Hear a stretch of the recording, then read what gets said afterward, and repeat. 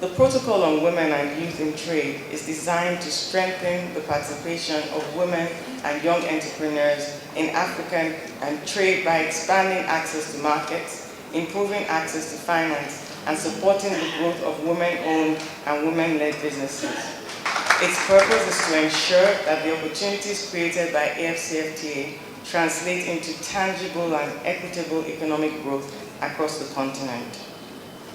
Today's colloquium reflects Nigeria's commitment to implementing this protocol and to ensuring that the continental market being built under AFCFTA is one in which businesses led by both women and men are able to grow, compete, and scale.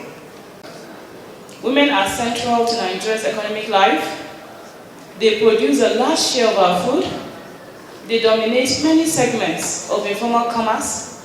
They operate thousands of macro, small and medium-scale enterprises across the country, yet the structures of formal trade have not always been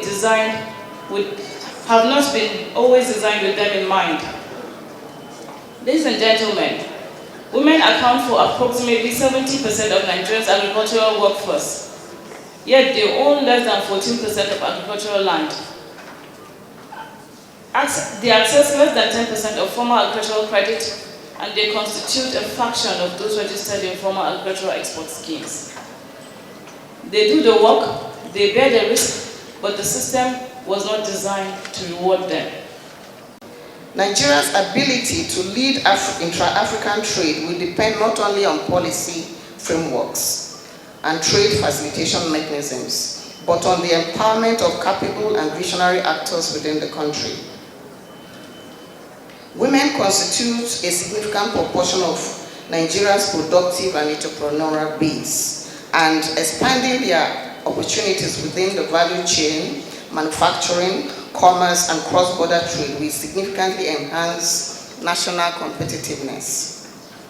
Within the Federal Civil Service, we remain committed to supporting government policies and reforms that promote inclusive economic growth, strengthen institutional coordination, and create an enabling environment for business and investors.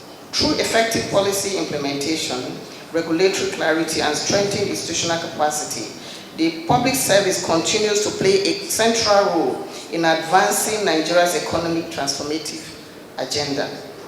This colloquium, therefore, represents an important opportunity to deepen dialogue, share practical insights, and strengthen partnership that will advance women's economic participation, while positioning Nigeria to take full advantage of the opportunities within Africa's integrated market.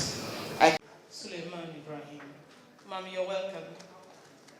I want to recognize the presence of Honorable Eliton Jalapo Badru.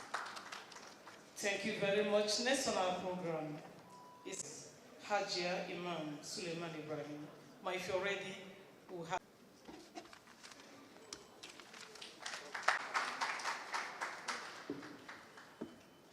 Ministry of Regional Development. Ma'am, you're welcome. Please. Short one, very short one.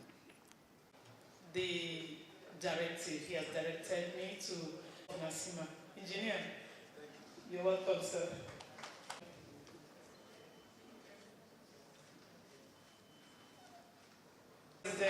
On policy and central delivery, because I don't want to go for confession again. Thank you. Wonderful. You're very welcome. Without taking much of our time, we're going into the technical section. And the MD of Boston Consulting Group. You're very welcome.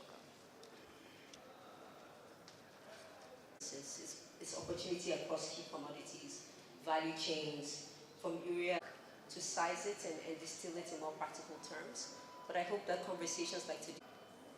But I think the main point to get across is this is a scale that's provide guidance to help Nigerian businesses engage effectively. These are bold, practical.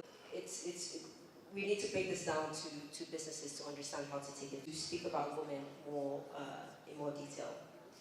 Women are already at the center of Africa's productive, and many of the issues that we will discuss today have been highlighted. This is why we often stress that traditional lending models often exclude.